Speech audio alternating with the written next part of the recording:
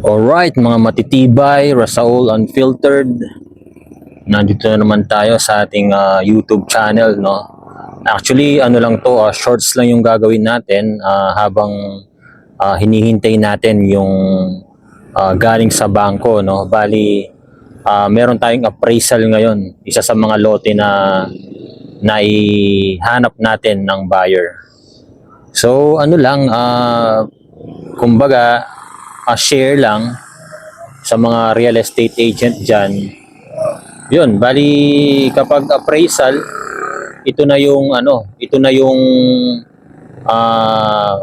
time or ito na yung steps na magsesend yung bangko ng employee nila or maybe sa appraisal team nila para i-assess yung lote. Kung gaano kalaki yung lote, kung ano yung itsura ng lote, kung worth it ba yon sa presyo na naibigay.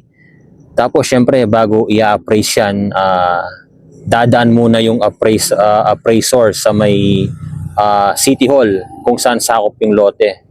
After that, pupunta sila ng actual sa lote kasi kukuha mo ng ano yan, yung tax mapping na sinasabi. At saka yung, yun, balihan, kukuha sila ng papel sa may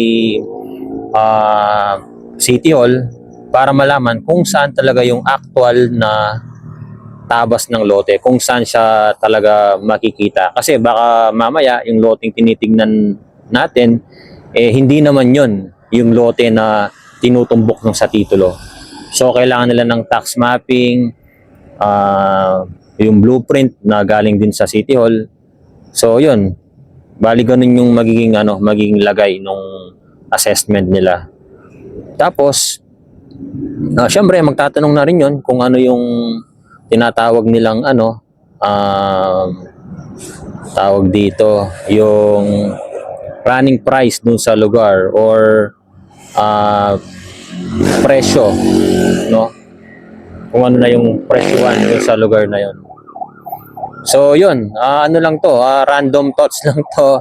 At least nakapag-update tayo kung ano yung ginagawa natin. Actually, hindi ko day off ngayon pero may approved BL tayo which is final pa natin nung nakaraan. Pero ngayon siya na-approve. So sayang naman kung hindi ko siya i-grab. At least kahit pa paano, makapagpahinga tayo, makapag-reboot tayo para mas maging tayo, hindi tayo ma-burnout sa trabaho. Alright? So matitibay, update lang ito once again. Rasaul Unfiltered, short video. Yeah!